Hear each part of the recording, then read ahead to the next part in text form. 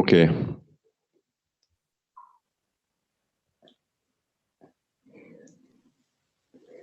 So I welcome everybody to the 10th event of the Underground Slam Academy.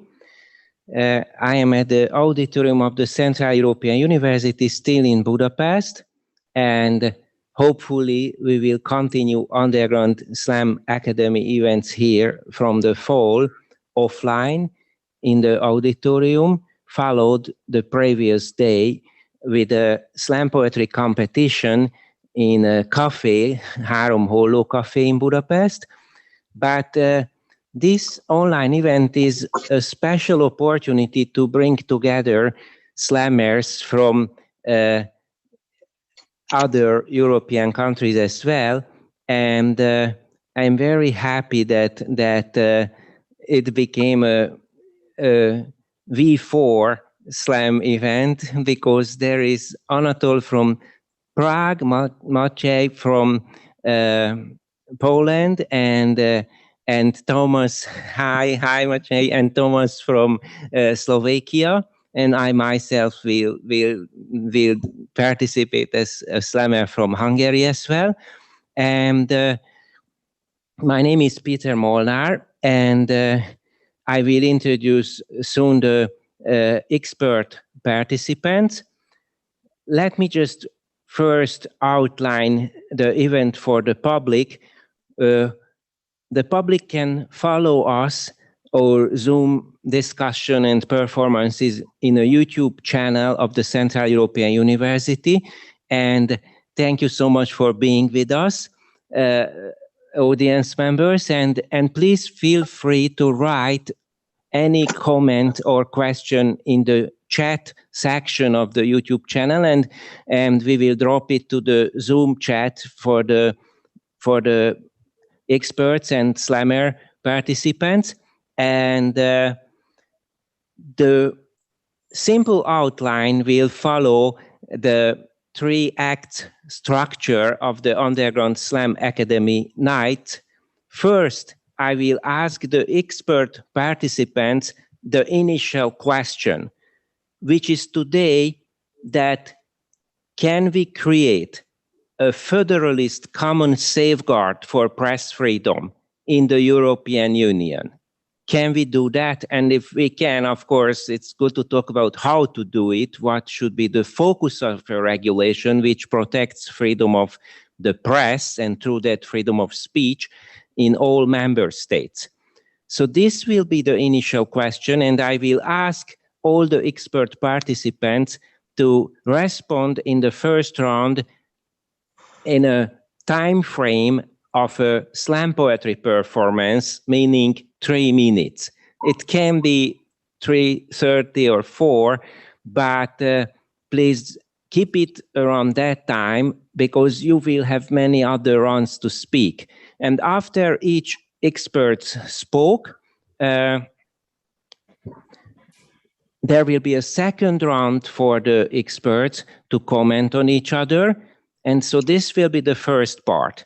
And I mention here quickly that before we go there, I will ask Dimitry Kochenov, who's leading the Rule of Law Working Group of the Democracy Institute at CEU, which is a very important new institution at CEU, and plays a very important role to keep up the presence of the Central European University in Budapest. So I will ask, after summarizing the outline, I will ask Dimitry to open up the event with welcoming remarks on behalf of the Democracy Institute. But before I pass the word to Dimitry, I just quickly mention that, so in the second part, we will do slam poetry. So as I mentioned, there will be 4 slammers, and so we will perform 4 pieces of slam poetry, 3 minutes each, or maybe even shorter or a bit longer. It may be also 4 minutes. And this will be a short part. And this, in the third act of this kind of theater play, conversational theater play, that will be the longest part probably. first the slammers will raise questions to the speakers and reflect on the issues of freedom of the press in Europe from their perspective as performers and, of course, as citizens of their country and our common European Union. And then there will be a discussion. And please, any of you, if questions, comments arrive from the audience in the chat, I don't necessarily will pick them up, but if you see them in the chat, then please feel free to react on them any time. And before passing the word for Dimitry for welcoming remarks, and he will, when as much as his time will allow, he will also provide some comments afterwards. Let me mention at the beginning that it's a very one-sided discussion in the sense that, as far as I know, all the participants, everyone is extremely conservative in the sense that we are all very much committed to defend the very traditional value of freedom of the press. So we may have all sorts of political orientations, but I think that's very common among us. And I think it will be good to build on that also when we may have some disagreements. And with that, I ask Dimitry, and thank you so much, Dimitry. It's so kind of you that you joined to us to say some welcoming remarks on behalf of the Democracy Institute of the Central European University. I don't know if any one of you would remember Brezhnev, who couldn't really speak well, and he was always put on stage. So it's like a Brezhnevian rule. I am here, dear ladies and gentlemen, to open this event. But beyond this Brezhnevian role, I'm actually here to wholeheartedly welcome you. And the Democracy Institute is here in Budapest as a sign of CEU's continuous presence in the city with which it's associated in many people's hearts and in many people's minds. So we were founded on the understanding that CEU should not teach in Hungary and that the Hungarian government is not interested in having us here. Yet we can provide an important forum for leading academic discussions and also offer a floor for debate. And of course, our position is always very, very clear. So without taking much of your time, I would just make an obvious connection between free speech and the rule of law. And here, one of our leading scholars who stayed in Budapest together with select few others is András Sajo, of course, who is about to publish a book with Cambridge entitled "Ruling by Cheating." Any illiberal democracy is ruling by cheating because it doesn't free up the public space to the critique of what the government is doing and what the government plans to do. So as long as you are not allowed to criticize, there is no talk possible of democracy, of any kind of functioning public institutions and the functioning state. So we are here in a way to raise flags and to prevent this from deteriorating any further. So it's my absolute delight to open this event. And of course, dissent is patriotic is one of the symbols of CEU. So to see Peter and what he has created is an absolute delight. And I'm very proud to be here today. I will also see how I can take part. So I am opening the event, ladies and gentlemen. Please, now I disappear. Thank you so much, Dimitry. It was so nice, and after listening to your heartfelt welcoming words, let me welcome you also in the communities of slam poetry performers, because you were speaking in a way which could be also a piece of slam poetry. And thank you for recognizing my T-shirt. It's not on me by accident. And thank you also for mentioning András Sajo, who created the comparative law comparative constitutional law program at CEU, and who has been a wonderful scholar of constitutional law and freedom of speech, and a great judge of the European Court of Human Rights, and inspiration for many of us. So thank you for bringing him in with mentioning him. And so starting now, I thought that first I read the short written comments by Gábor Polyák, who was with us yesterday in the first part of this discussion, which was in Hungarian, and where the question was whether the press in Hungary is free enough to enable the upcoming parliamentary elections next year to be free. And Gábor yesterday had some sort of somewhat pessimistic comments about that as well. Eva was here yesterday as well, and I thank her especially for participating at both events and helped me to bridge the two events. So I think that I read now Gábor's statements. Gábor is the head of the Mérték Media Research Group, a very good media watchdog in Hungary. So Gábor's comments are this for the conversation today. And of course, the conversation continues yesterday's discussion now in a broader European framework. Yesterday, we focused on Hungary. And thank you so much for looking at the whole European picture together today. So Gábor wrote, "My own sad experience is that after 11 years, the EU does not understand the Hungarian situation and refuses to take it seriously.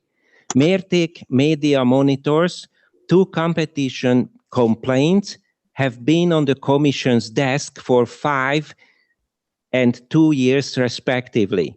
One would curb the billions poured into state media without limit. The other would put an end to the unbelievable amount of state advertising that is politically divided. Both would be a major help to Hungarian media freedom. The Audiovisual Media Services Regulation on the independence of media authorities also demonstrates the EU's unwillingness to understand the Hungarian situation. The independence of the regulatory body is subject only to formal conditions which are otherwise excellently fulfilled by the Hungarian media law.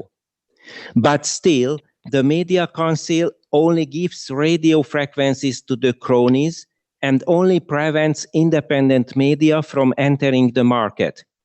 We have also said on several occasions during the Audiovisual Media Services Directive of the review of the Audiovisual Media Services Directive of the European Union that the independence of the authority, media authorities of a member state, can only be judged on the basis of its actual activities and the content of its decisions. There should be a monitoring system that provides factual information on whether the same criteria are applied to all market players in the authority's practice.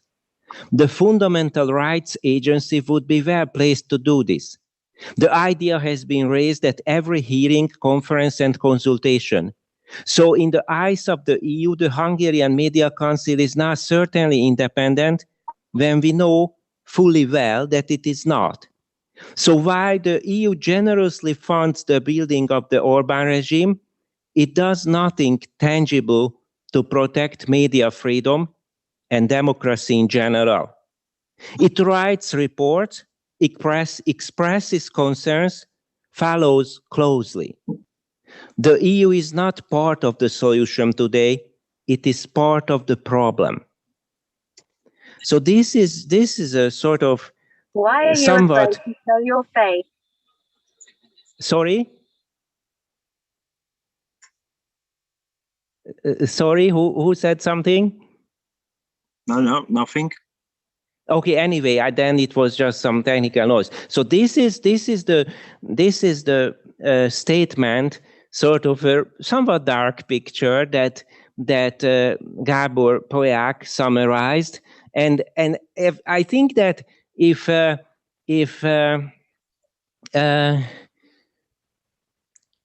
maybe you just spoke, but can I maybe ask you, Dimitry, whether you have any comments on this? Would you agree that, because what Gábor outlined in the summary I read, that connects a lot with how rule of law works.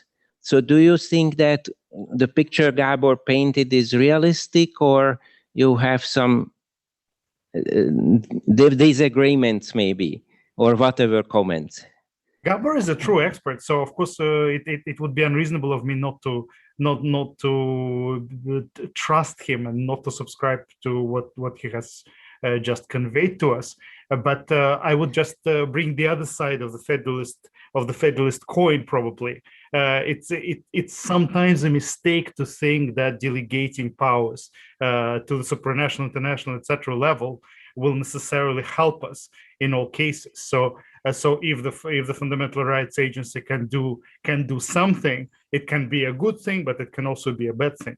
So the EU not necessarily being a democracy, relying too much on the EU in defending our democracies and the rule of law in our states, could also be a mistake, because we need to think about reforming the EU first before we give it too much power.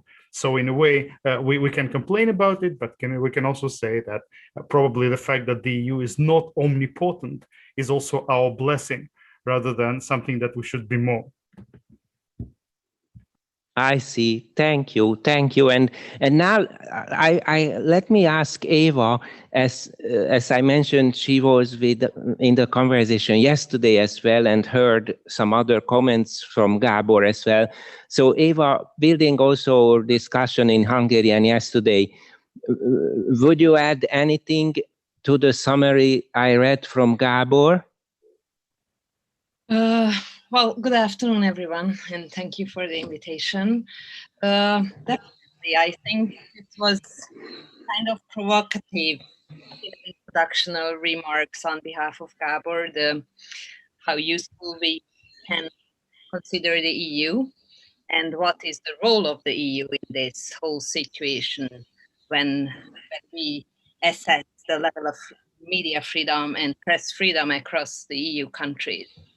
I tend to agree with him on the problems that happened with the Hungarian media system, and the problem that the EU has not opened investigations on certain topics, such as the Klubrádió licensing problem, also the competition side of Kesma. So there are some striking issues.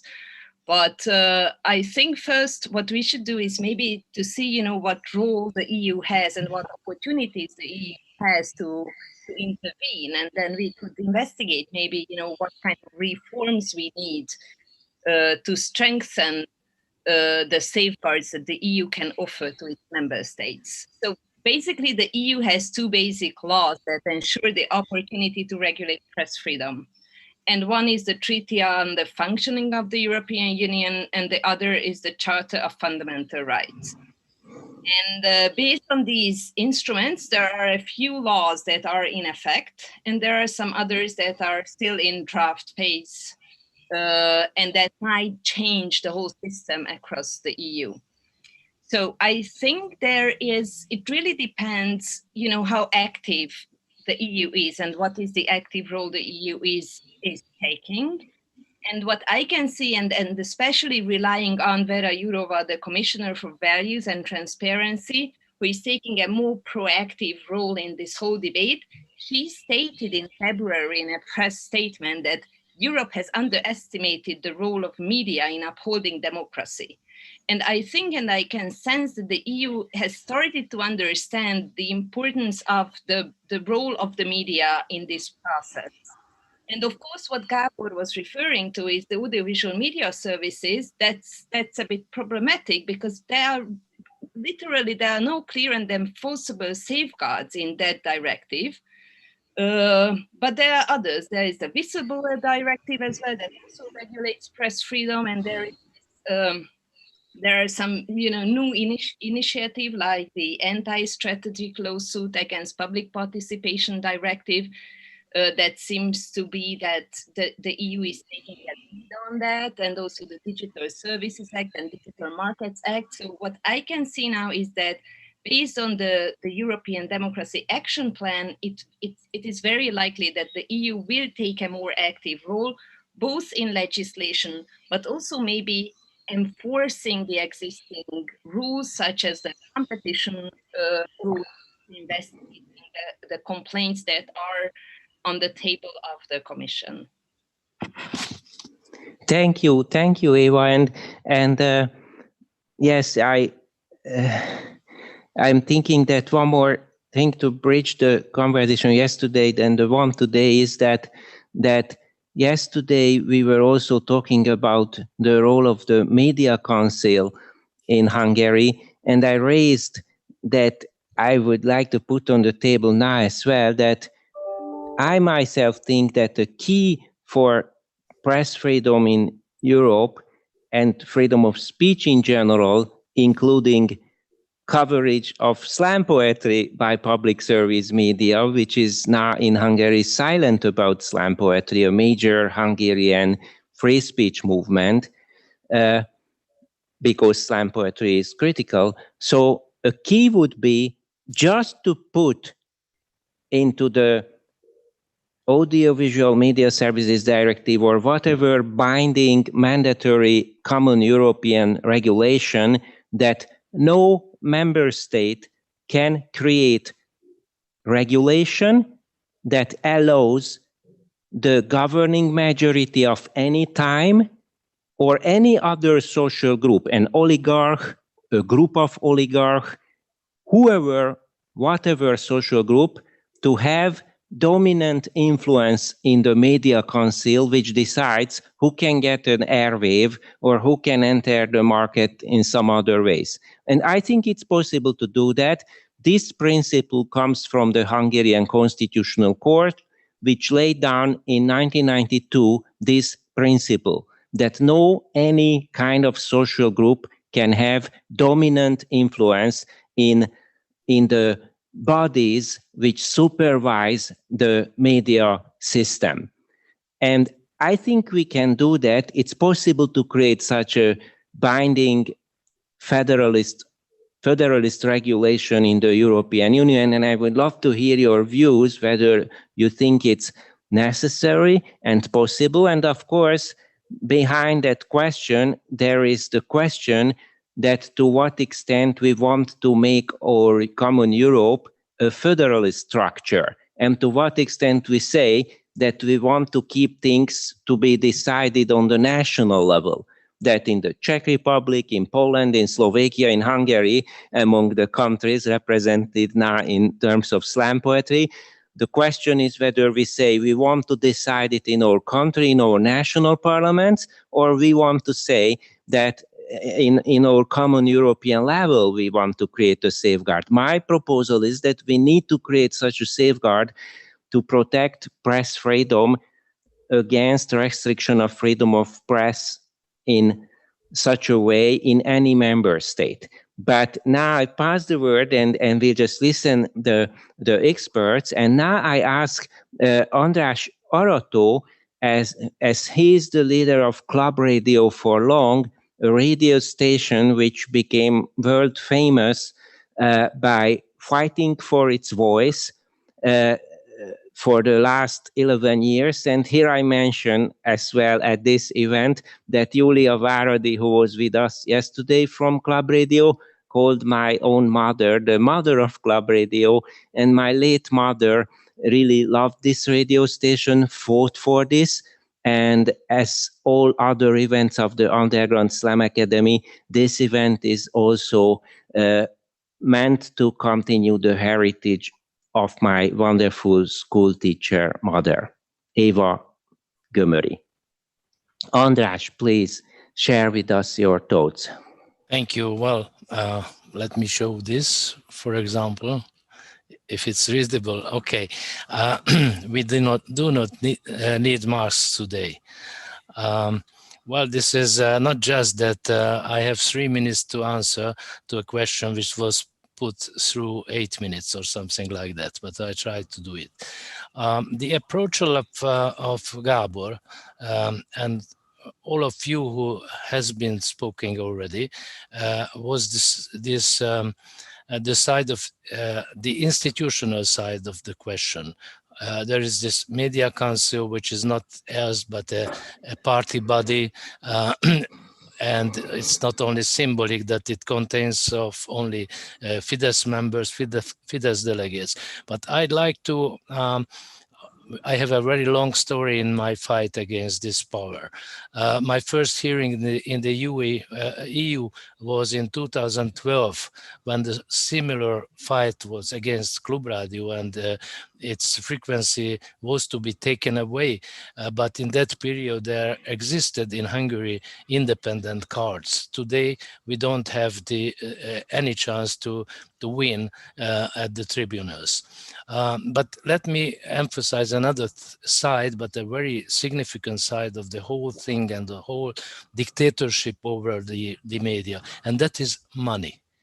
When Orbán and his government came back into the power because they had learned much after losing their first period in 2002, and they began their fight immediately against all elements of balance, checks and balances, and their enemy and the enemy of all autocratic system, the first line of their enemies is the press, the independent free press. And the first step was to dominate the whole advertising market in the country. On one part, the Hungarian state, its institutions and its companies became the dominant actor of the advertising market. That was one part. And the other part was pressing the private actors of the market and causing them fears that they will, first of all, they will not get contracts if they advertise in the independent media, and for second, they will get tax control, unexpected press controls. Very soon, this process was very fast, and very soon the mentioned state part of the market, if we can speak at all about market, in a year they became dominant, and now I think it is more than the half of the advertising or communication market. Its financing comes from the state. In our case, Klubrádió lost 90% of its income from 2010 to 2011. We used to have about 2.5 million euros yearly income, and it went down to about 30, 40, 50, 100,000. So we lost our living immediately. And well, it was a brief idea to try something else, to create a new model, to put, let's say, a commercial private radio station on the basis of donations. It was very successful because during these last 11 years, we got about more than almost 6 million euros as donation, and not big donator, not big sums arrived to our accounts, but pensioners and people with low salary found Klubrádió very significant, and they decided to give us money to survive. We arrived to this year after that great support, and on the 14th of February we lost our frequency, and since then we got more donations from our listeners than formerly, and the number of our listeners is not smaller than it used to be when we had the terrestrial wave.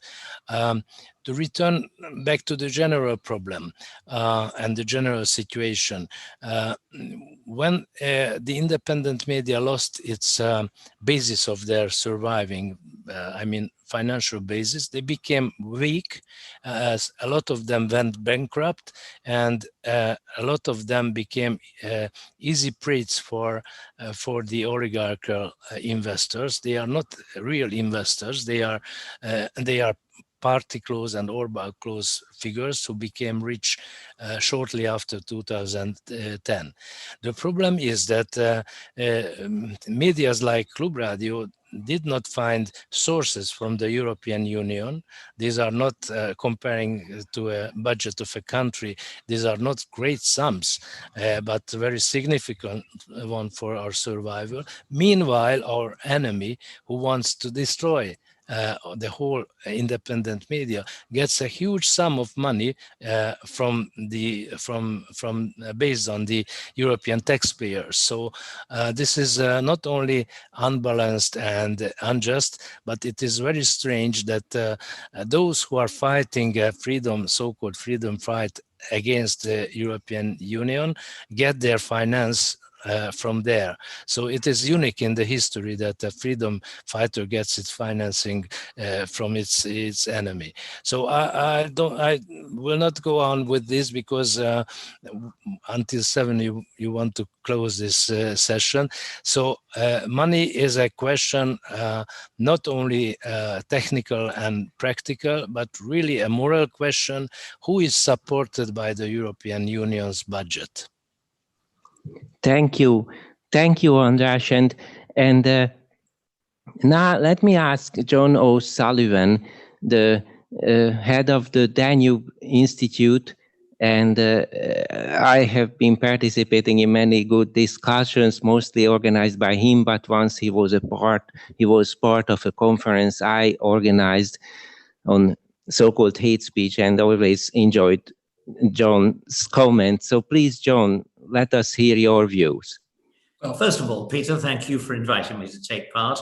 I may just pick up, if I may, the slogan on your T-shirt, and I think you can probably remember the syllogism goes as follows: dissent is the highest form of patriotism. Treason is the highest form of dissent. Therefore, treason is the highest form of patriotism. So I don't actually, I think that you should be cautious about that slogan. Now, the second thing I would say is, I'm grateful to you for inviting me. You mentioned we're all conservatives. I think I'm going to say that your colleagues will be hard-pressed to defeat me in my conservatism, so to speak. I'm out there on their right. And I therefore tend not to get invited to panels on journalism that often, about once every decade. But the one about 3 decades ago, on February the 14th, 1989, in Columbia Journalism School in New York, we had a very illuminating discussion about the press, official secrecy, and press freedom. It concentrated on things that people thought were important at the time. For example, people talked a lot about the Pentagon Papers, the New York Times, about Mrs. Thatcher's attempt to prevent the IRA going on television and so on. Quite illuminating and interesting discussions. But at the very end of that, a man in the hall said, "News has just come in. I wonder if the panel would care to comment on the fact that in Tehran, the Ayatollah Khomeini has pronounced a fatwa on Salman Rushdie for the book Satanic Verses." Now, three members of the panel did not take that at all seriously. I was one of them. The fourth member was Christopher Hitchens, and he warned us at the time this was an extremely significant threat to liberty in general and freedom of the press. He said, don't think that because it's this elderly Islamic cleric far away, that now we will not have to go to a lot of effort in order to protect Salman Rushdie. And of course, that was true. Not only that, but I would say that that was 32 years ago. For most of that period, the principal threat to freedom of the press hasn't come from Western governments. It hasn't come from governments in Central Europe. It has come from, of course, the attempts of Islamist extremists to attempt to prevent, well, first of all, the production of the cartoons in Denmark, but since then, of course, a whole series of outrages. For example, the murder of the Charlie Hebdo journalists. On each of these occasions, the Western governments and other governments have issued statements of support for the people who were attacked, but they have also collaborated, as have newspapers, as have publishing houses, with what was going to be, with what the Islamist extremists wanted. The best example of that is the Yale University Press, which published an entire heavyweight volume on the Danish cartoon controversy. But at the end of that, they didn't actually publish the cartoons in the volume. So we have been treading on eggshells, but not because of the actions of Western governments. Now, lately, a new set of challenges has emerged. And those challenges have been a collaboration, really, between the big tech, between ideologized professions, for example, the journalists on the New York Times who drove Barry Weiss out because they didn't, they essentially did not agree with her political views. The New York Magazine, which drove Andrew Sullivan out because they felt that he no longer represented the kind of, well, progressive views that they wanted in their magazine.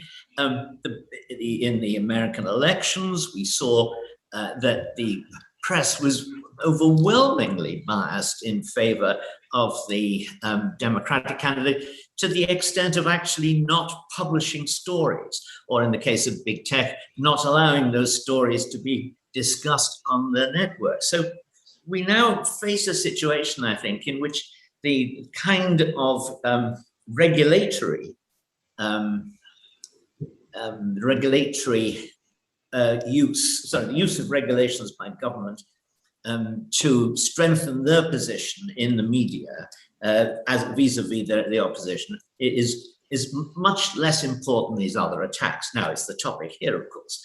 I have to say, I think most of the discussion has been a little bit too technocratic. I would maybe say too European. It's relying on committees of this body, of that organization. Now, you raised the question, federalism. What role can the federal authorities play in increasing the diversity of opinion in the media here? And the answer is, I don't have much confidence in that. You know, to complain about the fact that the EU doesn't take actions against governments whose actions you disapprove of, the EU is a cartel of governments. That's what it is. It's not likely to do the things you want it to do most of the time. It may occasionally, if you put significant public pressure on it, but most of the time it won't. And that's something we just have to be realistic about. And I went back and looked at some of the proposals in the past recently from Nellie Kroes and others about European control of the media. I have to honestly say, Peter, they were at least as interfering and pettifogging and binding as the kind of thing you are complaining about. It was a proposal that the EU should license journalists, and that if they didn't live up to, quote, European values, well, some action would have to be taken. So I don't think you want to go down that road. Finally, what road should you go down? Well, I'm on the record as believing that Europe should have a First Amendment. Now, clearly, you don't have a European constitution, so it can't exactly be a constitutional amendment. But I think the simple words of the First Amendment saying you cannot pass laws preventing the expression of opinion, Congress shall make no law. That has been very useful, not completely useful. It isn't a panacea. It's coming under threat now in the United States itself. But the idea of a simple rule, governments can't interfere in this way would be much more useful than the kind of serpentine, expert, technocratic, and detached systems of regulation that you've got now, but you want to be run in a different way. Thank you very much, John, for your complex set of comments, and I will ask now Vesna from the Center for Media, Data and Society at Central European University to provide her comments. Hi, everyone, and also from Ranking Digital Rights. I work there as a program manager. Thanks for the invitation. And I think I would circle back to your original question, Peter, which is the title of the event. And I think I agree with what Eva was saying, and I also agree partly with what's written by Gábor.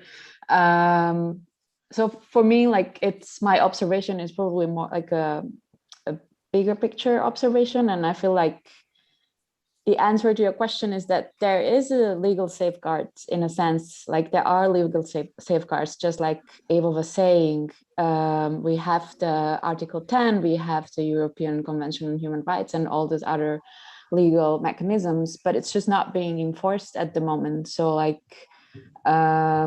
just like in the US having the First Amendment, or having these legal safeguards in the EU, it's obvious that it's not enough for press freedom. And that's because when we speak about press freedom, there are other factors beyond legal safeguards. And I think that was also what was said by other panelists, that there are economic factors, there are political, cultural factors like media ownership, media pluralism, how press freedom is being perceived by political actors.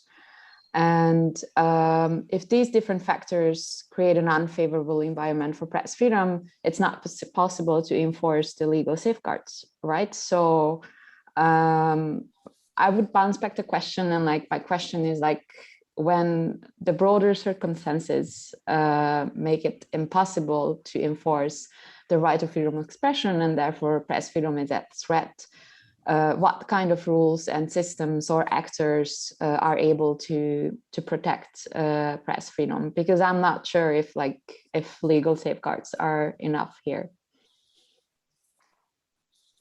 Thank you, Vesna, and now I ask Eva, as she spoke somewhat shorter in the first round, and mentioned that I forgot to mention at the beginning in this conversation that she participates on behalf of the Civil Liberties Union for Europe, a Berlin-based, great Berlin-based organization.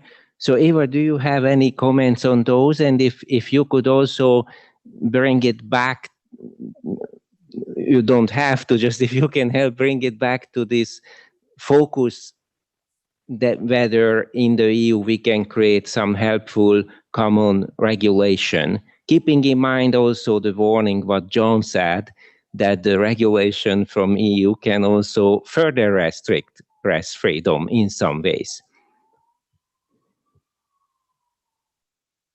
Yeah, well, thank you.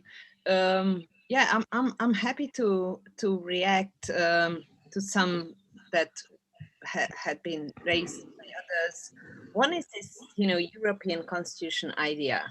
I think, and this is, this is the huge difference between the First Amendment and the Charter of Fundamental Rights of the EU, that Europe doesn't really have a living constitution. These provisions have not been tested yet. And I can see, or I can envision a role for the Court of the European Union to base its decisions on the Charter. And there are, some recent decisions and also some upcoming decisions that will discuss this issue. So if you think about the mandatory upload filter debate that we had during the copyright legislation. And there is a Polish case pending at the court. And on the 15th of July, there will be an important decision about the constitutionality of upload filters, or whether it's against freedom of expression or not to apply such such a technical help for these big tech companies. So I think these stronger understanding of common free speech at the EU level is maybe coming, but I fully agree that the European Union is an economical union of the governments, and therefore, well, it's less likely that it would intervene in certain fields. However, there are certain changes, and I think one of these is the rule of law mechanism. So if we can consider this rule of law mechanism as a key instrument, and if the funding, access to the EU funding will depend on the respect of fundamental democratic values, that might be a game changer in the near future for some of the EU countries. I think there are significant problems across the EU, and it's not only Hungary's problem. So I know we are discussing here mostly the Hungarian problems, but there are so many other countries that suffer of media regulation that did not protect media freedom in a country. So media ownership, if you take one, and we know the Hungarian problem, or I believe that most of our guests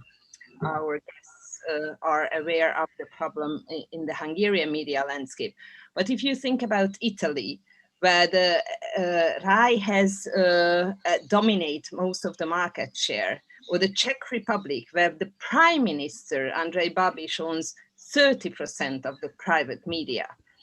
Poland also is the same problem. So there is a tendency across Europe with media ownership, where Hungary can be considered as a flagship country, but there are others who follow. And I think this is what Vera Jourova was talking about, that now it seems that the EU has started to understand that media freedom is very important, connecting to the rule of law and the level of democracy.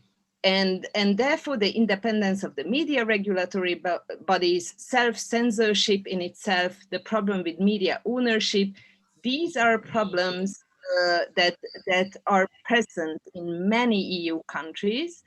And as I see now, and as I sense now, there are some kind of willingness at the EU level to intervene with some kind of a regulation. I don't think it specifically will focus on press freedom, but segments of press freedom, such as media ownership, that is really against the EU values, what happened in Hungary and some of the member states that I've already referred to. Thank you very much, Eva. And now I ask András again, if possible, just in like 2 minutes, and then John, and then Vesna, and Vesna, you could also talk a little more if you wish, just as you spoke shortly in the first round. And then let us hear the slams from Anatol, Maciej, and Thomas, and myself, and bring the sometimes heavyweight legal conversation, which is very important and helpful, to another level by the slams and the following conversation. So, András, how do you see this? Are you hopeful that the European Union at the end of the day can somehow help the situation here in Hungary or in another member state, or we just have to fix it ourselves in Hungary at the next election? In 2 minutes, well, it's ridiculous, but just let me mention one thing, that after tomorrow there will be a verdict in a case of Klubrádió, a case when we went against the Media Council because they did not prolong our license despite the description of the law. And last week, the European Committee had a decision about this case, and they recognized that it is against law, and so on and so on.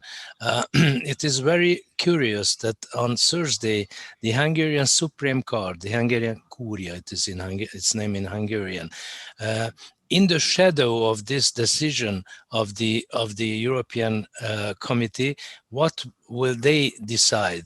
Do they have any glance on the laws, European and Hungarian laws, or no, or not? If they say that the Media Council was right when they denied and rejected our appeal for the prolongation of the license, that shows that the Hungarian law for the media is against the European law, is against the European regulation. So this would show a huger problem of the Hungarian media system. And just one remark, so in short, that will be after tomorrow, and it is worth to pay attention for that event. What is going to happen? We appealed for the reopening of the case because based on the new decision of the European Committee. And just one remark about the role of the different ships. So if Hungary is the flagship of this army against the media freedom, or then the first it is in the first line that this must be put out of the row at first, and then other elements against the media freedom will follow their fate. In 2 minutes, well, that's. Thank you. And as you see, in 2 minutes, it's still possible to say a lot. Thank you. John?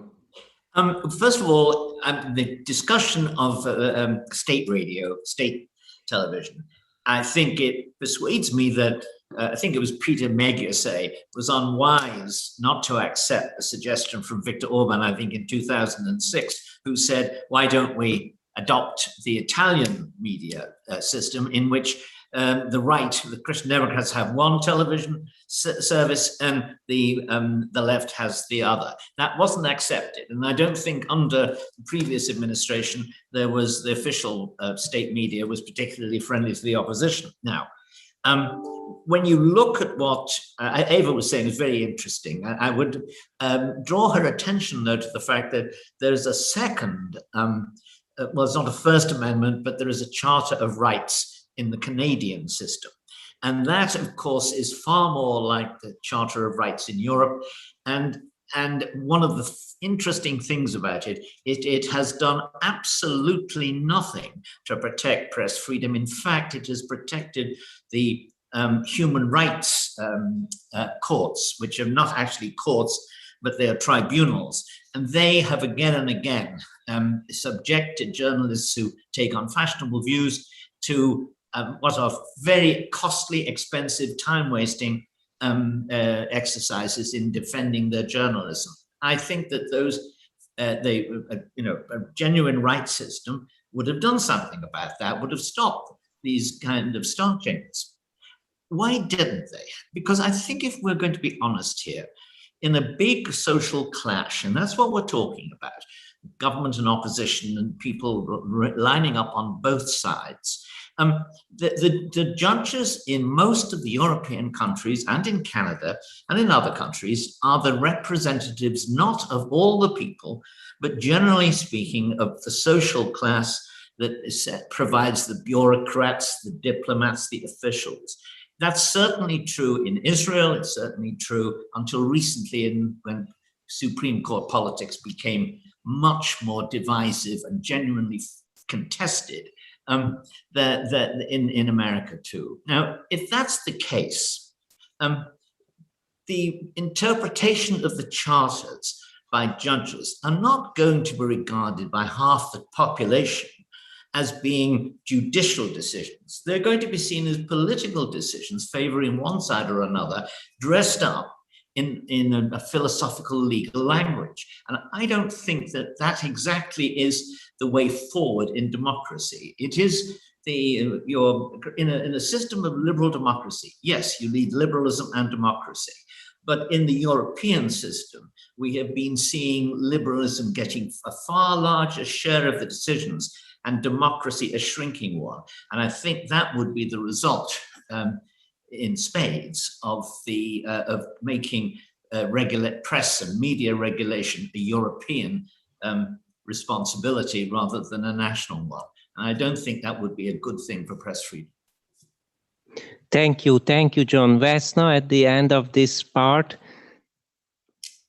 I don't think I understand. Maybe I don't understand. Maybe I don't agree with what was said. I think it's always a question of also like risk assessment, and like you also like I agree, like you have to look at the local environment, because not everything is working everywhere. Like we can see it in content moderation, like there are limitations to international human rights law, right? So like it's not always going to, like you have to do impact assessments and see like how certain laws work in local environments. But I agree with Eva, and I think it would be beneficial for a lot of the countries where press freedom is under a lot of pressure and political pressure and also like financial pressure to have some kind of like European level, if not regulation, I don't know what is the right word, maybe regulation. I think that's for the future to figure out. Thank you very much. So after the first hour, we just see how big and difficult the issue is in front of us, with the highlighted example of Klubrádió. And now let's turn to the slammers and bring in, like in 15 minutes or so, 4 pieces of slam poetry, after which I look forward to hear the questions from the slammers. And I ask which one of you would start. Is there a volunteer, or I shall ask? If we can go in alphabetical order of the countries, Anatol, can you start? So I think it's up to me. Yeah. I'm so happy that you are here, and it was such a pleasure when you were here in Budapest, and thanks for joining us. Yeah, thank you for the invitation. Thank you very much. Hi, everybody. It's Anatol Svahilec from Czech Republic, and I'm very pleased to be a part of this live stream. And let's move to the main part of my presence here. So I try to create a text about this topic. I have never wrote a text about like this specific topic, so I wrote some kind of like a short thing which it's called Headlines. So, and I'm so pleased to present this world premiere of this text to you. So thanks for the attention, ladies and gentlemen. Anatol Svahilec and Headlines. All media in the world should be independent, censorship-free, and free speech supporting.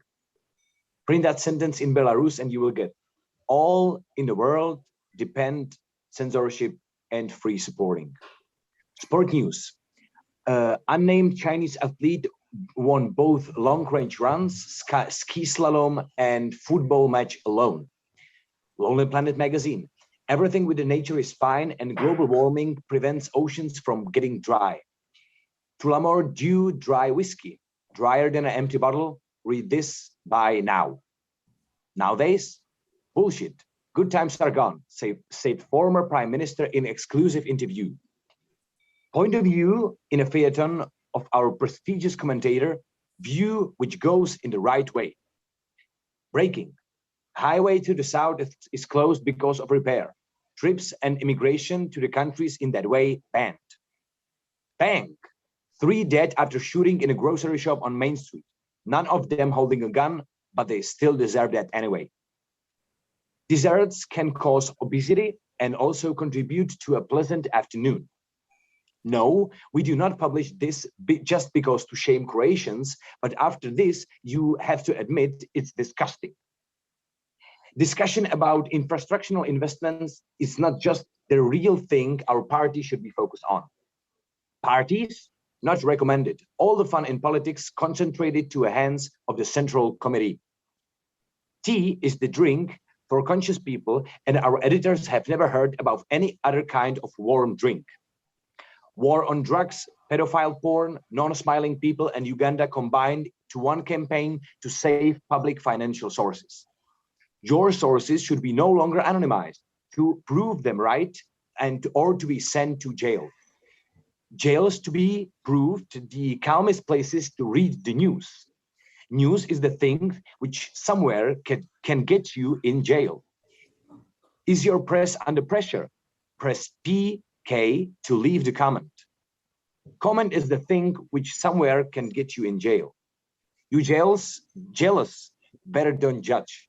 Because we heard about you. We published text about you because you published text about us. And that's insult for everybody. So you know what?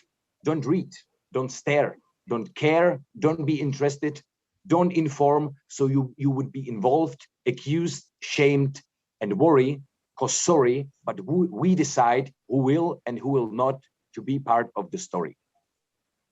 So that's my piece for this afternoon. Thank you very much. Thank you. Thank you, Anatol, for a first try on the subject in the slam in this conversation. And now I ask Maciej from Krakow, if I'm not mistaken. Are you from Krakow?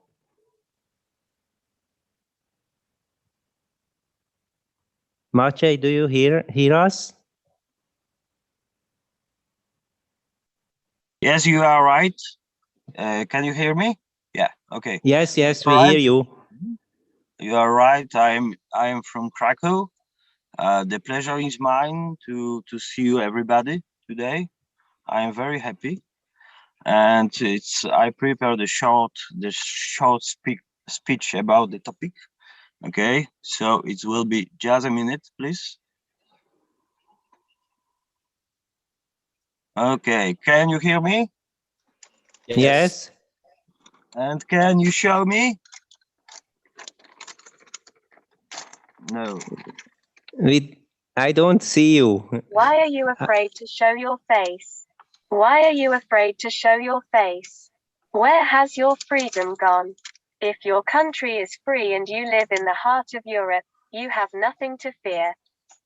You have nothing to fear. You have the right to be different. You have the right to be free. If your country respects your full rights, why are you afraid to show your face? Why are you afraid to show your face? There is no guarantee or prescription for freedom. There is no guarantee or prescription for freedom. To show your face? Freedom is the people around you. To show your face? There is no prescription for freedom gone. Freedom is poetry, free and you live in the heart of Europe. You have nothing to poetry. Freedom you have nothing to fear. You have the right to be different. You have the right to be free. If your country respects your full rights, why are you afraid to show your face? Why are you afraid to show your face? There is no guarantee or prescription for freedom. There is no guarantee or prescription for freedom. Freedom is the people around you. There is no prescription for freedom. Freedom is poetry. Freedom is poetry. Freedom is poetry. Freedom is poetry. Thank you. Thank you. Thank you, Maciej. And now I ask Thomas. Good. Hi, everybody. I'm very, very proud that I can be here today. It's very strange because the press situation in Slovakia is generally, I think, best in Visegrad 4, unless that mob kills the journalist 3 years ago. So it's very, very strange that you have free speech unless someone kills you. So this is my poem about it. I don't want to slam it anymore, but now is as a council with the murderers today. So this is why I reading this today. So yeah, so let's start. Do you know what this poem will change? Nothing. The bullet is stronger than a pen. The lie is the old true and the strongest device of masters of war. Carelessness remains. Do you know what this poem will change? Absolutely nothing. We will go to the work, back home, to the children, to the cemetery, to plow the fields for the masters. We will go to the market, to the school, to the pub, to the elections. And do you know what this poem will change? Nothing. The young bride, the white cherry, got her veil by blood and lead. For at least she could think better. The groom was deprived of heart, for he could no longer say any other yes. Enough of emotion, enough of defiance. The head and the chest must be prohibited. And do you know what this poem will change? Nothing. Protest marches, fiery candles, running tears. Protest marches, fiery candle, running tears. Protest marchings, fiery candles, running tears. We have got this all in the era of Palach, Zajíc, Remiáš, Tupi. What did fists and legs and tears and the mouths of our poems, of our deeds, what did they change in the face of death? Nothing. We are too eastwards. Ruined Kosovo, too eastwards, it will pass. Bombs in Syria, too eastwards, it will pass. The Hungarian and the Czechs engage with China, too eastwards, it will pass. Bullets for the lovers. Goodbye, blue sky. Are we still too eastwards? We, the younger brothers of laughing beasts, fireworks of exploded cars illuminated our nurseries here in the black hole of Europe. Our video games, porn, car factories, and Czech version of Netflix really the only thing binding us with democracy? We never had our colonial Negroes, Algerians, Native Americans, or Islanders to have them consumed by our own greediness. So we must kick each other, shut each other. And do you know what this poem will change? Nothing. It's a snap to gain a monopoly in an anthill of 5 million. Memories of childhood rimmed by an insane whisper that pours 2 words through the clenched teeth. Mafia state. Shut the fuck up and shuffle your legs so your mommy can be proud of you. No one cares about your tears. And do you know what this poem will change? Nothing. If you remain really, really silent, you will hear the borders grow. Those of us who believes in some idea of freedom will run away,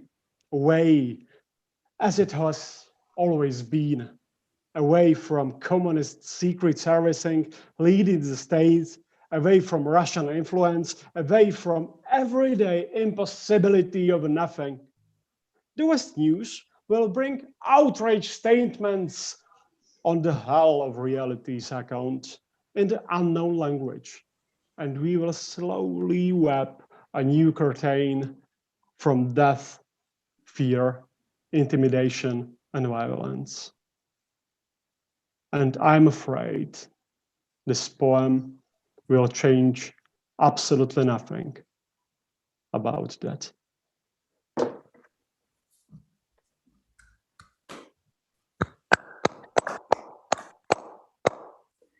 Thank you very much, Thomas. And now I will do mine at the end of this part.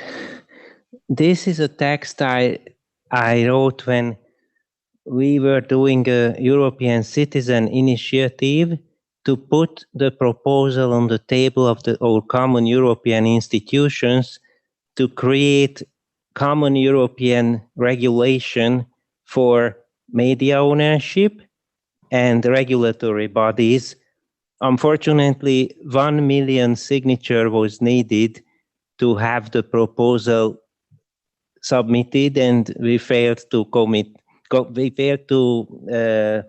protect 1 million signature, but we can try it again. And this is a participatory poem, so I would like to ask you, I hope it will work in the Zoom as well.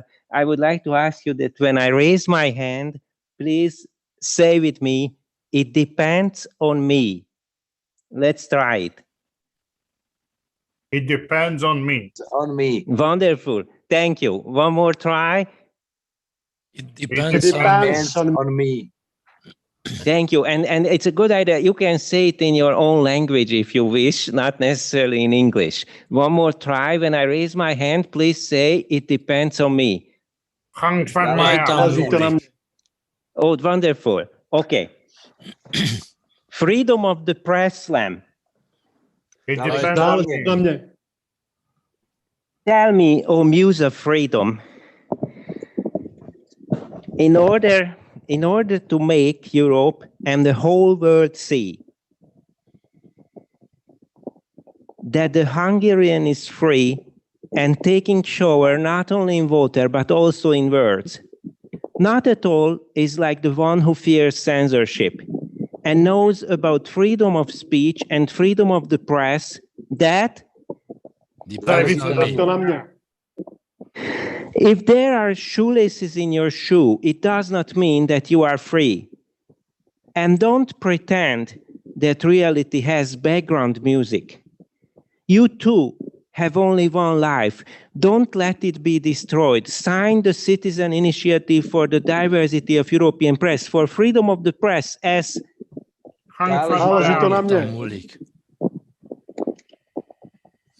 signing the initiative counts as rebelling against arbitrary power? Sure.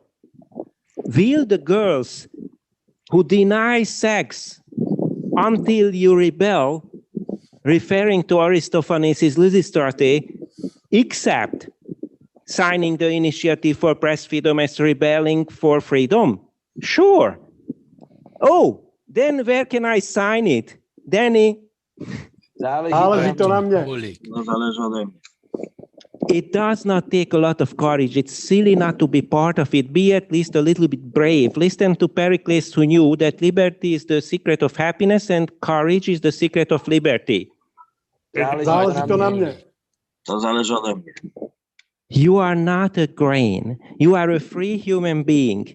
Catch the rhythm in this as well as in music Buddhism. Be happy, free, and brave by recognizing that. And then it gets possible that even the sky can come down, and then the gods sitting on the brink of clouds can see how much each and every person can do, not only against something, but also for something, for free flow of news and thoughts, for the freedom of the press, whatever press means. You put your life up on the internet anytime. Do you put up your life on freedom? You don't have to risk it. You can just choose your values, and you can choose freedom equal to everybody else's freedom. Right. What else you want? What else worthy of you? What else you have got to? Well, you also need love. Freedom of love, these two, a poet tells, who believed in, even when he could not, that now everybody can believe in, that freedom of the press. And why do you reject that guy if you like him for a long time? You said you really want him. He does not rebel against arbitrary power. He doesn't stand for press freedom. Then tell him to like not only you as a girl, but also stand for freedom of the press with his signature. Oh, then the Hungarian name will be beautiful again. Petőfi, a 19th century Hungarian poet, wrote in February 1848, before the revolution in following March, freedom of the press is an omnipotent verb. Not a joke, a verb. Everybody's shirt, you also need to put it on. Like with your signature, what your girlfriend, boyfriend likes with his signature. And you can see that they are also not taken away by police, as we are not in a dictatorship. You just need to be a little bit brave, as they are not the only ones who believe that. Don't wait for an order or for someone else, as then she would wait for you. Don't give up. Don't go down on your knees. Don't imagine big danger. Don't miss this chance. Come to your sense. Notice freedom of the press and freedom of speech in Europe have diverse sources to get the data for your words and your views. Let your views be yours. And with the thought courage of Béni Kállai, another 19th century Hungarian, question your own views in order to let conversation be, because it's also true for this, that conversation, if you never stood up for freedom, the door opens for you as well. Come on, stand up for freedom of the press. Let participation be the fashion that does not prognosticate you, but tells about who you are. Thank you very much for the participation. And sorry, maybe the participatory part was a long shot for Zoom, but thank you very much. And I hope that this message goes through. I think every single one of us in our Visegrad 4 countries or wherever can really make a change for freedom of the press and press freedom, especially with the internet in hand and with the wonderful movement of slam poetry. But now, Anatol, Maciej, Thomas, in this order, please raise a question or a set of questions to Eva, Vesna, András, and John about what we just discussed in press freedom in Europe so far.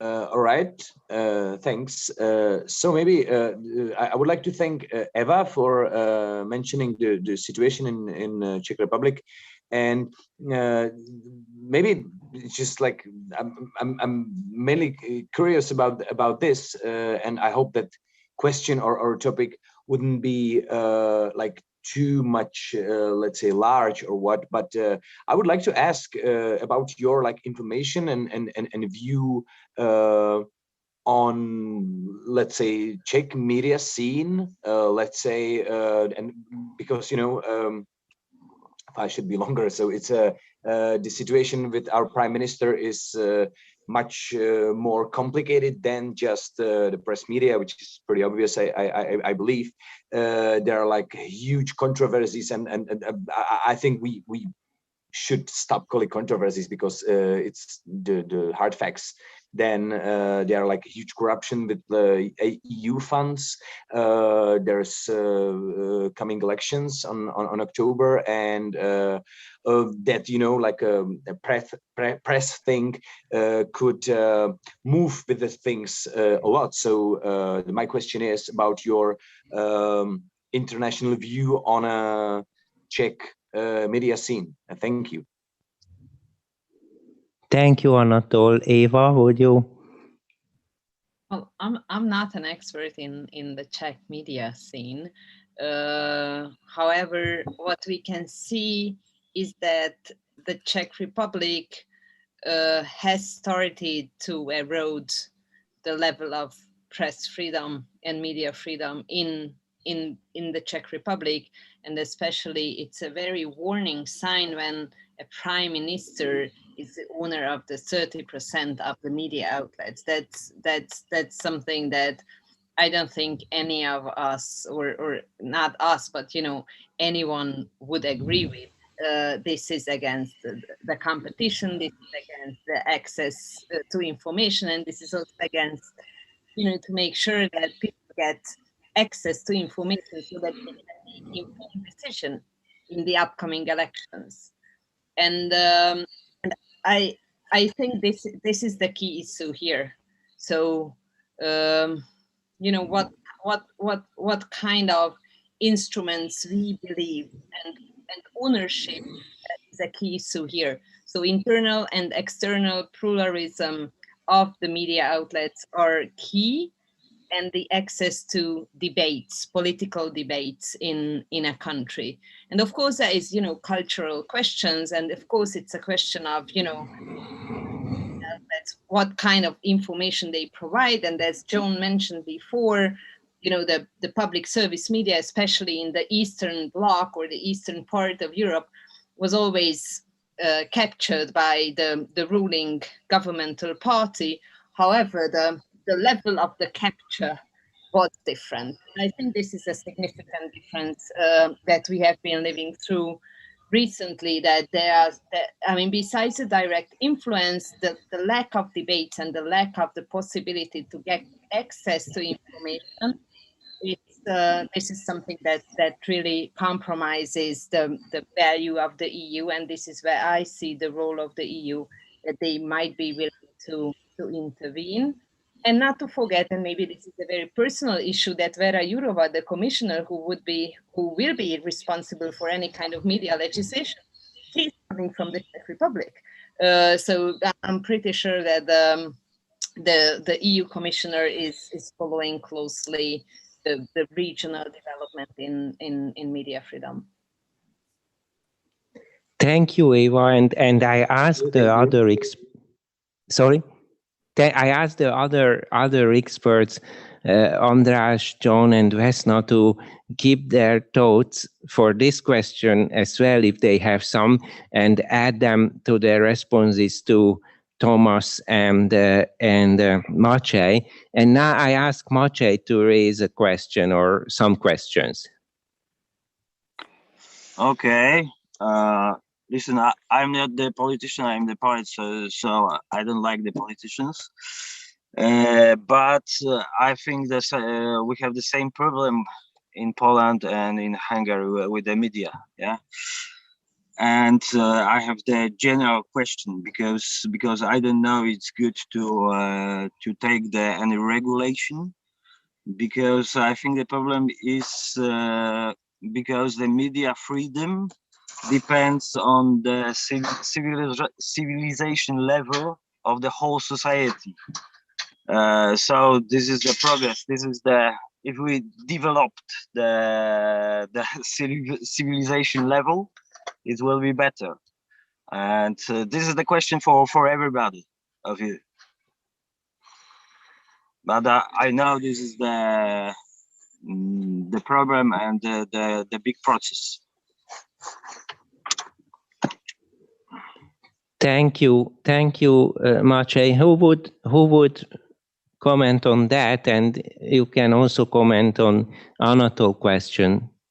I don't have the answer, but I have an interesting finding from a previous study as a response to this question. And it was a study conducted by OSAP, I think 4 or 3 years ago, and it was about it was a new type of research, and we were trying to figure it out how people see different European values like press freedom in a lot of different countries. Poland and Hungary was included as well.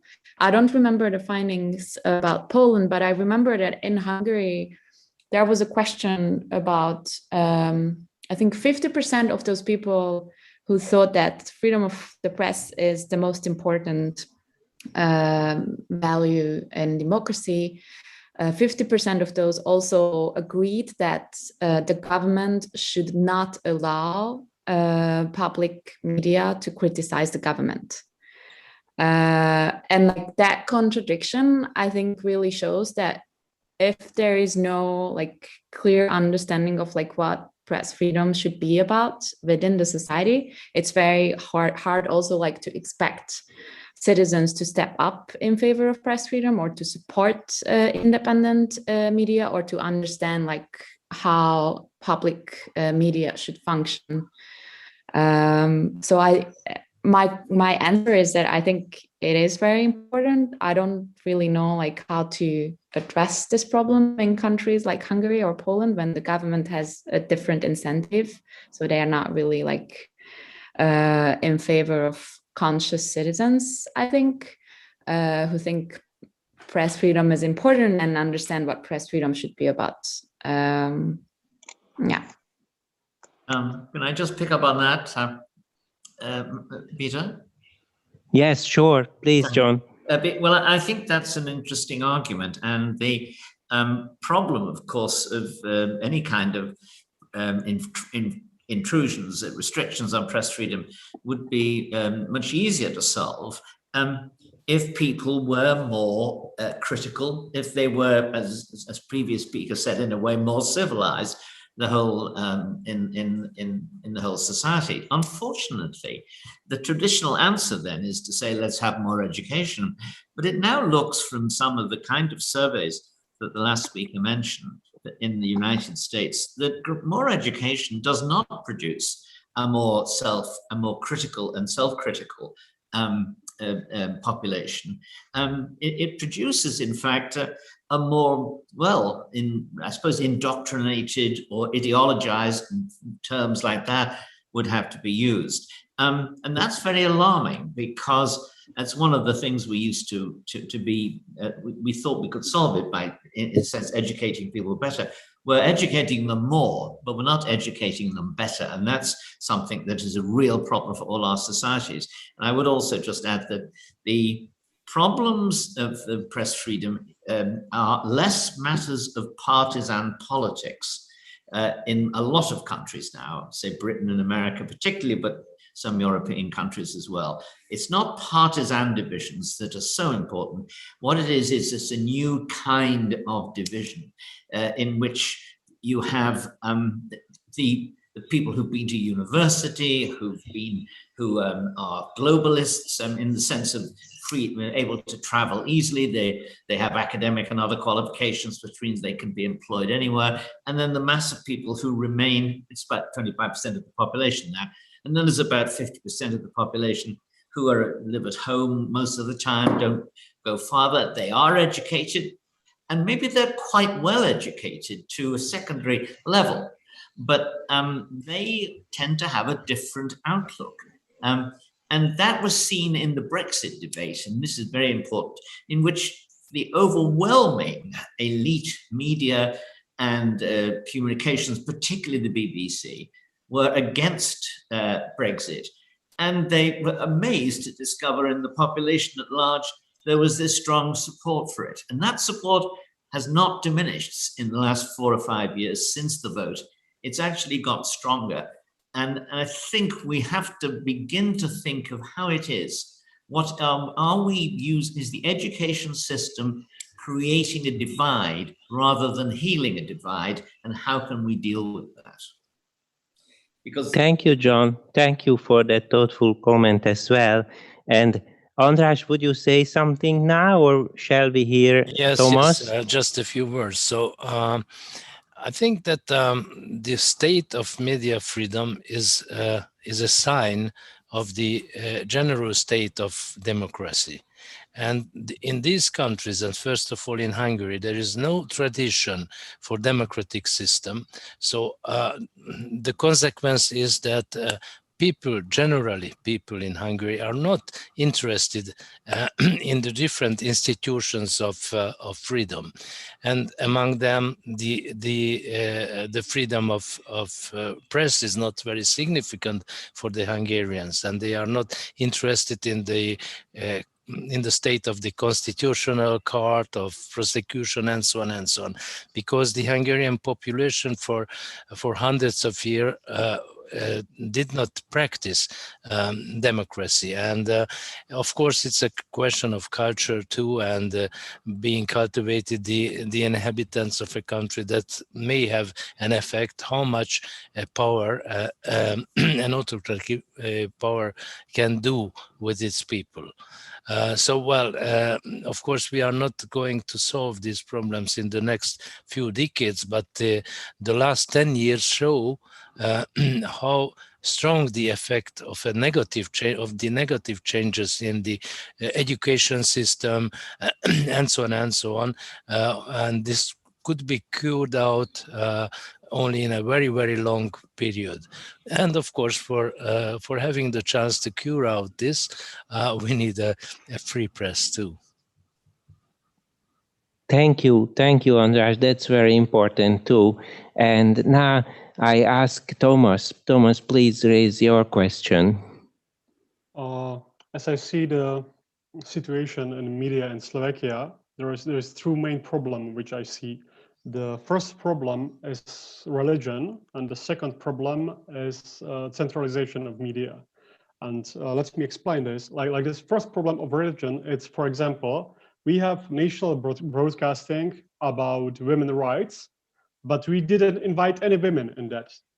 So there is 4 men, 3 of them are really strong Catholic believers, even the moderators of the debate, and there is 1 man against it, but we doesn't discuss. We make this fight between the traditional national religion point of view and the others. This is I think a great problem in Slovak media. So first question is maybe how avoid that, and the second problem, which I think it doesn't mention in this debate maybe, is the centralization. Like we are 5 million state, very small one. But there is no news or very, very small news from the other cities than the capital. So the political party, which was the main party, can really steal the half of country, for example, for the east of it, but we have no news because the media have no journalists on the east of Slovakia, no redactions, stuff like that is. So I consider this like a great problem because there is no news outside of the capital. So the media, like national broadcasting, they're functioning like the local media for the capital city, which are fucked up. So this is my 2 questions: how to avoid the religion control of the media, and how to maybe make the rule or something like this of the centralization of just one city or just one part of country when we have to be national. Thank you. Who would respond to that?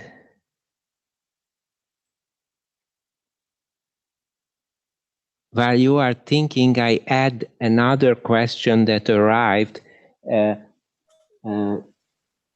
John Small writes the question: Do you think that there should be an EU Central Public Broadcasting Corporation outside the control of any one country, like a European Broadcasting Corporation? Do you think that would help? I don't mean to step over Thomas' question. I just, while you think about how to comment on that, I add this question, and let me add my own question, which is about club radio, because listening to all the thoughtful comments and sad comments,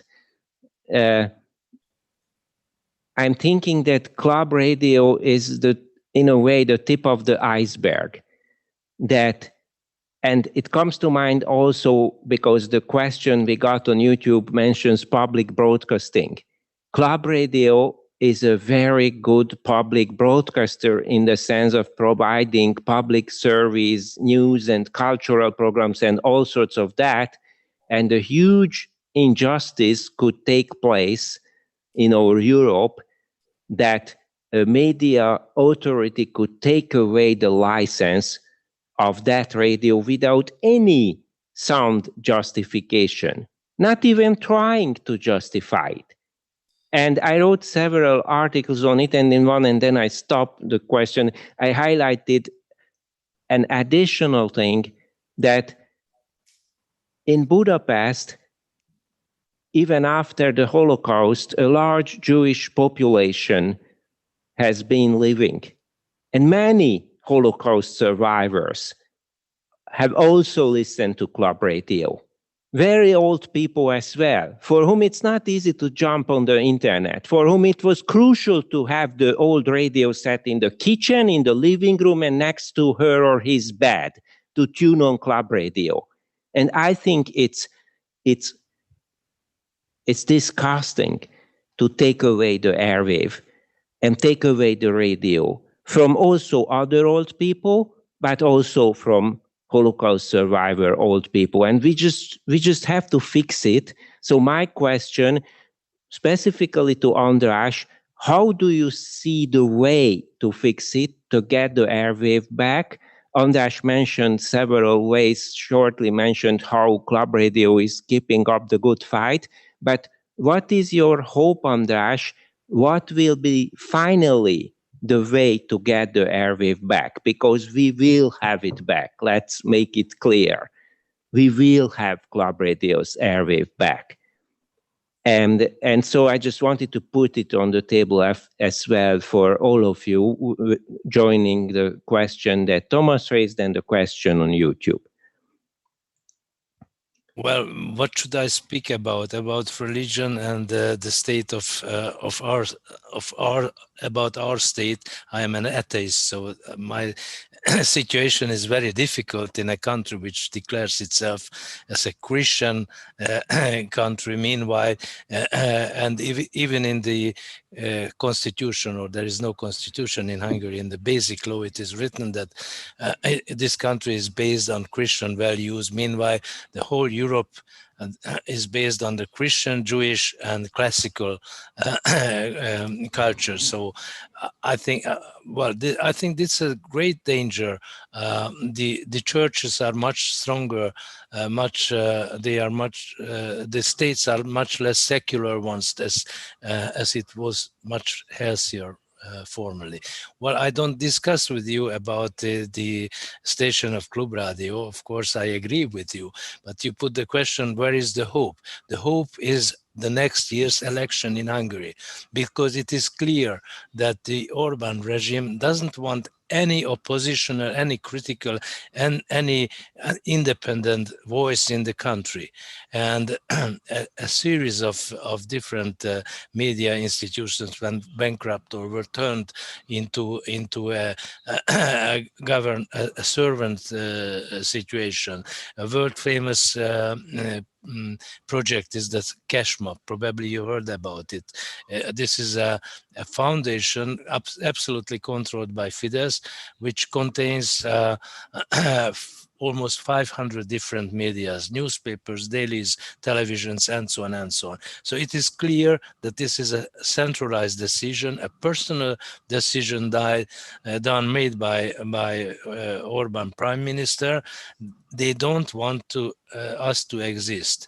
Probably it is very furious for them that despite the fact that the incomes were taken away, even the frequency was taken away, and we still exist. It is, how is it in English, the Monty Python picture, not the Life of Brian's, but the other classical one, where there is the black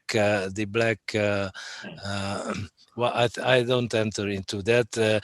Well, we are figures similar like that one in the Monty Python picture.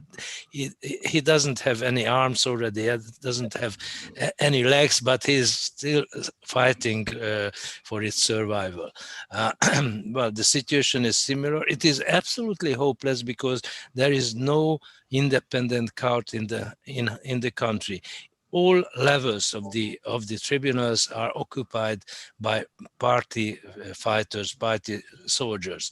For now, even the Supreme Courts makes decisions, verdicts absurd ones, not only in the case of Klubrádió and not only in cases where politics are involved, in any kind of case. There is no possibility to get justice service in the country. So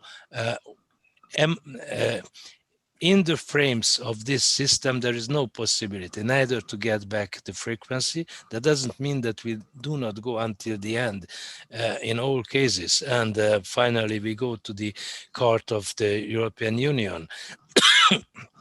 we fight, and so, well, became a kind of symbol of freedom fighters.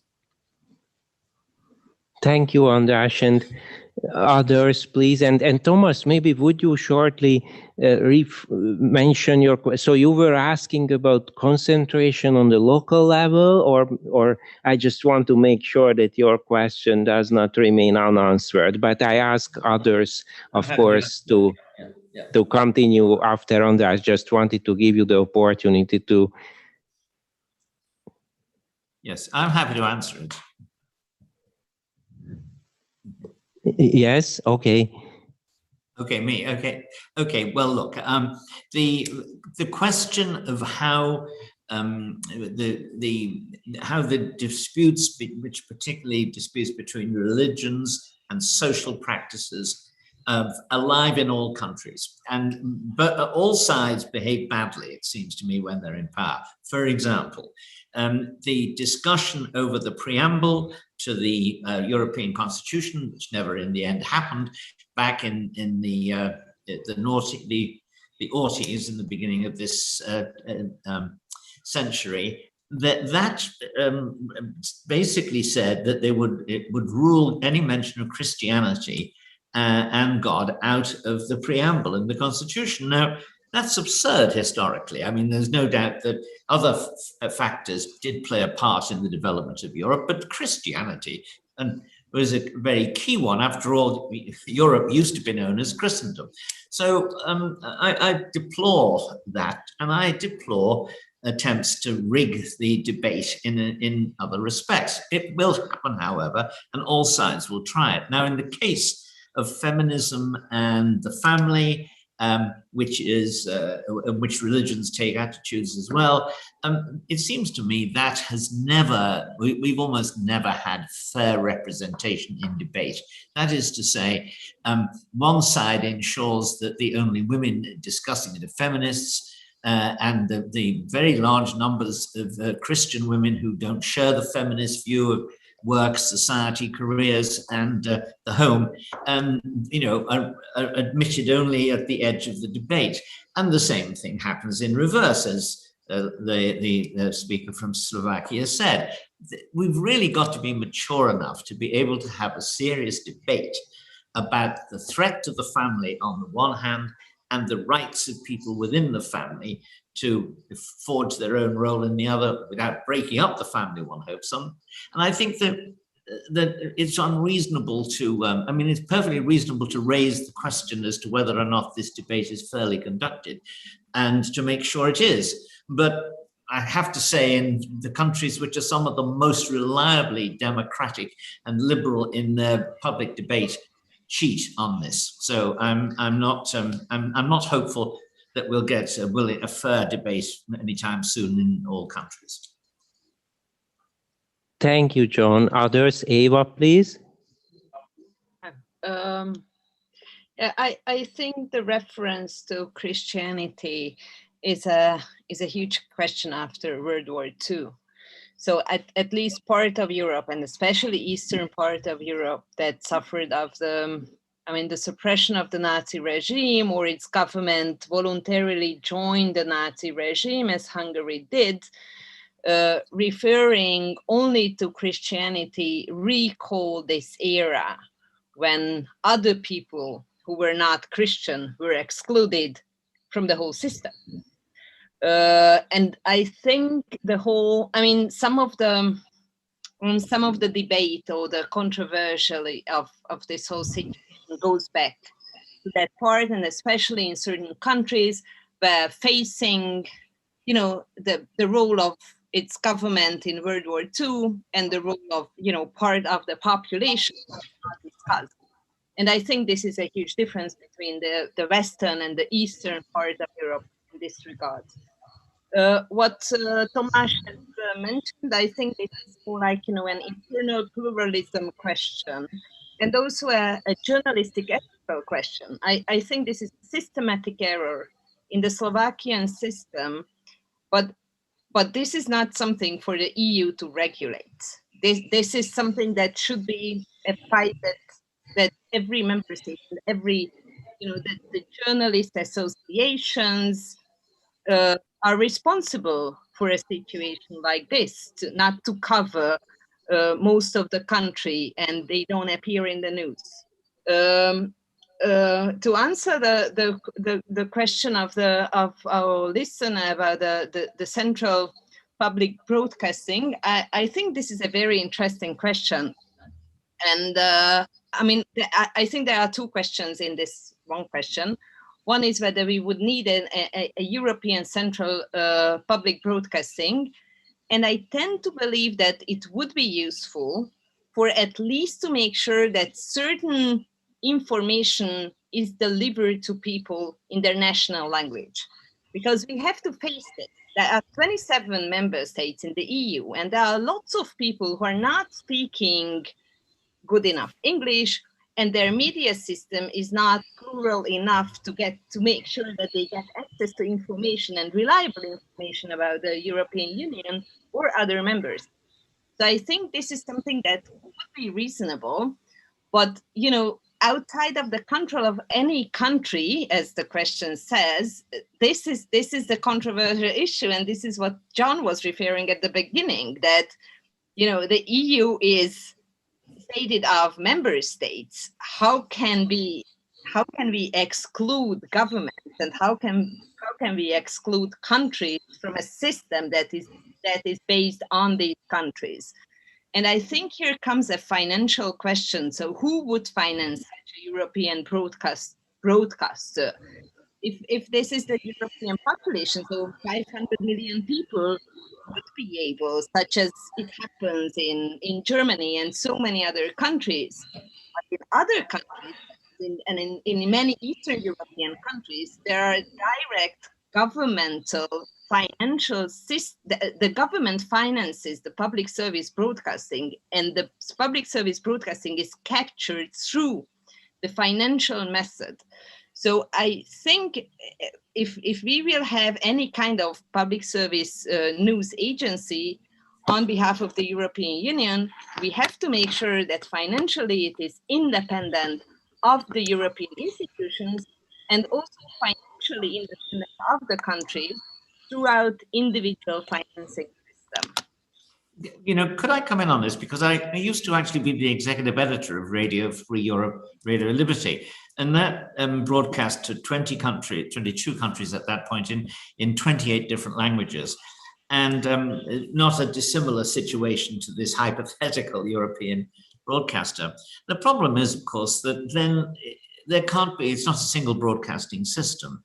What you have is 27, 28 different broadcasting systems, which you have a central newsroom, probably the English language newsroom in RFERL, but that then has two conflicting roles. It's essentially acting like a British BBC World Service and sending that service out to everybody, while at the same time it's continually striving, not always very successfully, but better now, I think, than it used to get stories from those countries, which ought to be better known, and then putting them out in the general English language news service. I think this is a very complicated thing to do, and we did have the advantage of a single political boss, which was in a way the US Congress. I mean, there was a bureaucratic structure to enable that to happen. So they had a watchdog relationship with us. I do think we are more likely, I can't say more than that, to get a European broadcaster emerging from the market as a private one if you could get one of the major German companies, particularly not a public service one, to in a sense develop an experiment on a European broadcasting system. But that would inevitably create, it would be a very difficult task. And I wouldn't envy the guy who's the executive editor of that. Thank you, John. And now we have, my friends, Peter. I'm really sorry to break up these discussions, and I just want to say, my friends, I'm really sorry. Then I have to excuse myself for this debate for a very poetic reason, because I have to catch my slam gig in a town which is like 80 kilometers from Prague. So I really need to go. Very sorry to break this. No, thank you, Anatol. Debate, and thanks for inviting me. Hi everyone to Hungary. Thank you, Anatol. Thank you so much for being with us. Thank you. I'm happy you were here. Thank you.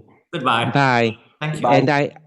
And I asked the others, now we do a closing circle, that we have like a few minutes. We started like 5 minutes late, so we can go 5 minutes longer, and just short closing points if you have some. And I'm sure that we cannot come to a conclusion. It's such a complex question. I'm glad we have been discussing it as an underground Slam Academy event, also because it's clear that it's a legal question, it's a political question, it's a cultural question, and the Underground Slam Academy is an attempt to bring all those layers of life together in an experimental fashion. So thanks for experimenting together. And so the closing round, maybe I ask you, what do you take home from the conversation? Who would start? Vesna, would you maybe start? Can I ask you now? I don't think I have a smart takeaway, because I just came back with more questions, I guess, like what is the solution? I still don't know, to like the press freedom issues, and I really appreciate the diverse views on the question. I guess like we need to continue these conversations. That is my main takeaway. Thank you. Who would continue? Well, I think I'm going to do so, but a very simple point, really. I think you've all got to accept, however you may be reluctant to do so, that Hungary is a democracy. There is an election next year. The government could lose that election. Now, I don't say it will. The odds are probably slightly on its side, but it could lose. And therefore, if you're going to want to make changes in laws of any kind, including press media regulations, you should try to get the government you want.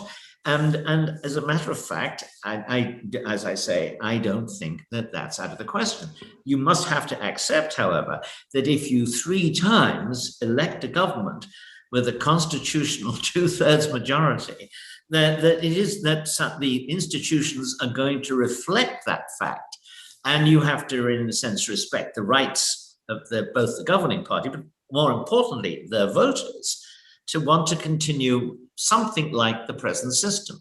And by something like the present system, I don't mean the technical points we've raised, but one in which the decisions of the government count and weigh for more in the political system than they do in those hyper-liberal political systems in which the government is a stakeholder, but other stakeholders like the judicial system is the main one, but also independent bureaucracies and so on. My feeling is the Hungarian people are happier with a liberal democracy in which the democracy part is more important than the liberal. And if you're going to change that, you have to change their minds. Thank you, John. Thank you. Eva or András, which one of you would? Well, Eva, if you want. I leave you for the closing remark. Unfortunately, I really disagree with you, John, on this. Sorry, can you speak up a little? Yes. So I disagree here, because I think the elections cannot be considered fair and maybe free if people don't get access to information. And in a media system that we have in Hungary, and also the lack of independent authorities, and I'm not only talking about the media authority, but also the question of other authorities that should be independent, starting with the ombudsman, ending up at the judiciary. This is a very controversial issue, whether we can consider this system as still a democratic system where people can get access to information. And I don't think people voted for a government that is so deeply corrupt, that changed the system so dramatically. They voted for a system that they heard from the media that was, and I have to say that was lying to them. So the problem here is that if you cut people from getting proper and reliable information, they can't make the informed decision. Not to mention that the 2/3 majority, because of changing the election system in Hungary, doesn't mean that 2/3 of the people or the voters voted for Fidesz. There are lots of people who decided not to vote because they were not convinced, and Fidesz capitalized on its power to make sure that these people are not voting and not participating in this very important democratic element, you know, in every 4 years to decide who runs this country. And I think this is what is very important at this point, that whether the system as the Hungarian system exists now can be considered as a system that feeds for a fair and free election in Hungary. Well, we do radically disagree, Eva. There's no doubt about that. And there's no reason for us, either of us, to feel annoyed about that. That's what these things are about. I think, obviously, we don't want to dominate the last few minutes, but I would say one of the things you've got to bear in mind is that the first constitutional 2/3 majority was achieved from opposition under the system that the previous government had put in. I honestly don't think that people lack information in Hungary. There are opposition newspapers, there are opposition websites, social media. Anybody who wants to read The Guardian, the New York Times can do so on the internet.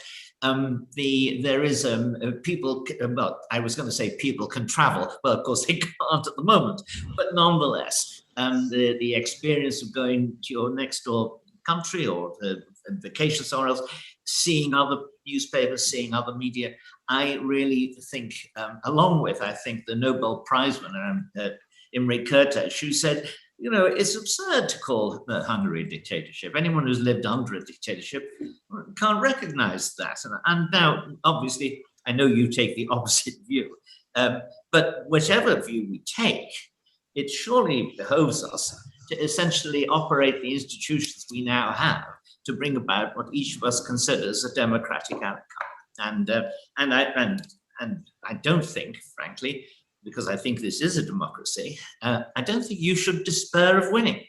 I hope you don't win, but I think you can. Thank you, John. And now András, and then Thomas, and then we'll have to close it, unfortunately. Well, this evening got a turning point, because I absolutely disagree with John. Hungary is not a democracy anymore. For a longer period already, because seemingly the institutions of a democracy do exist. Well, if I have, we do have constitutional court, we have prosecution, we have tribunals, and so on and so on. But all of them are fulfilled with members sent by the party, absolutely influenced by the party, and the Media Council is a good example. It exists as an authority over the whole Hungarian media, and there are five members of that institution, all all delegated from the Fidesz party. The head of the Hungarian Supreme Court was the vice of the Hungarian first prosecutor, Mr. Peter Molnar, a person who now got all the rights to control all the Hungarian tribunal system, and so on and so on. So there could be institutions which are emptied already, but now they are not emptied. For now, they are fulfilled with party delegates. The entire election system is absolutely controlled by Fidesz, and a kind of miracle is needed to get the majority of the Hungarian society let its delegates into the power. But Peter's last question was what we do bring home. I think the situation is bad now, but not much worse than 2 hours before. Thanks, András. Thomas, and then I would love to hear more from all of you, but I will have to close. Thomas, please. Thank you very much for inviting me, and I thank you all for being here.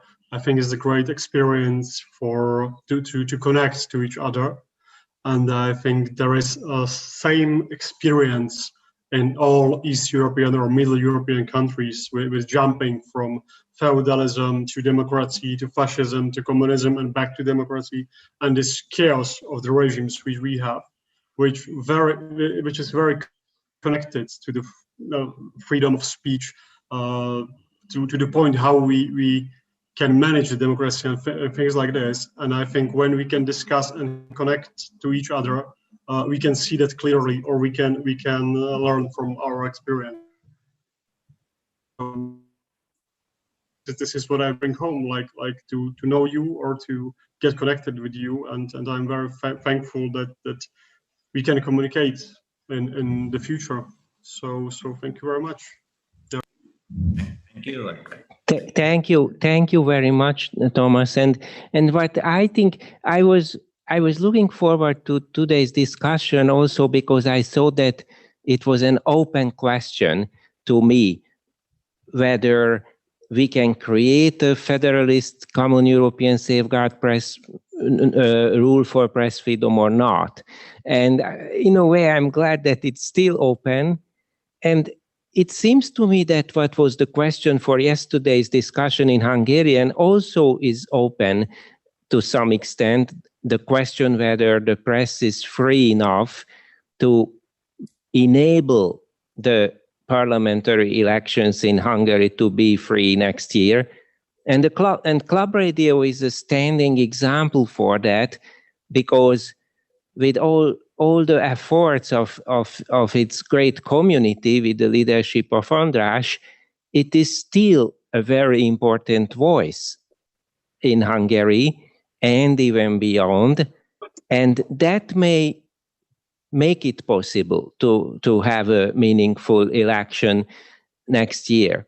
And perhaps, of course, it's up to you, John, whether perhaps there could be a continuation of this debate hosted by the Danube Institute. I think I just mentioned that I think it would be really, really interesting to have such a discussion. And I'm so glad that you participated, because you brought in all your comments and in a way and then I will stop my closing comments. It's interesting also that I think that John's skepticism about the European Union in a way met with Gábor Polyák's skepticism, just from a different direction. Anyway, so a lot to think further. Thank you so much for all to participate. I thank the CEU Democracy Institute for its help, and I hope that this event will inspire the slam poetry movement in Europe and beyond to contribute through art, through self-reflection of slam poetry, thinking about these issues. That's what the Underground Slam Academy is about, to inspire socially engaged slam poetry. Please check out the Facebook page of the Föld Alatti Slam Academia, Underground Slam Academy. You can see daily slams also in English. This video will be up as well. And I thank very much the audience who followed us on YouTube. And thank you, Eva Simon from the Civil Liberties Union for Europe, Vesna Vesseler from the Center for Media Data and Society from CEU, and John O'Sullivan from the Danube Institute, Tomás Straka, a wonderful co-slammer from Poland, Maciej, a wonderful co-slammer from Slovakia, sorry, and Maciej from Poland, and András Arato from Klubrádió, and also Dimitry Kochenov for opening the event, and Anatol Svahilec from Czech Republic to join us. Thank you so much again, and have a nice rest of the evening. Thank you very much. Thank you. Bye. Thanks. Bye. Thank you, Peter. Thank you very much. Thank you. Okay. What are we doing here? Ah, yes. Okay.